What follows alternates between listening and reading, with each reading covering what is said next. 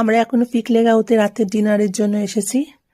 এখানে এক দাদা আর এক বোন খুব সুন্দর করে আমাদের ডিনারটা সার্ভ করে দিচ্ছে।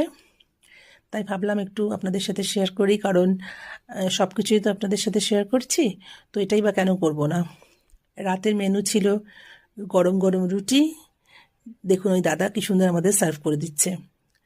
আর তার সাথে ছিল হচ্ছে আলু বেন্সের তরকারি, আর খুব সুন্দর একটা গরম গরম পাতলা চিকেনের ঝোল, যাকে বাংলায় পরিষ্কার কথা বলে, এবং খুব টেস্টি হয়েছিল খেতে।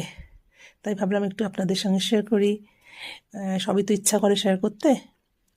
যাই হোক, এবার দেখুন আমরা খাবো, তাই একটু আপনাদের সামনে এলাম। যাই হোক, সবাই খুব ভালো থাকবেন। আজকের মতো আসি, শুভরাত্রি। আবারও অনেক ভিডিও পড়ে রয়েছে, সেগুলো আস্তে আস্তে এডিট করবো, সবই আপনাদের সামনে নিয়ে আসবো। ঠিক আছে, চলো, সবাই খুব ভালো থাকবেন। টাটা।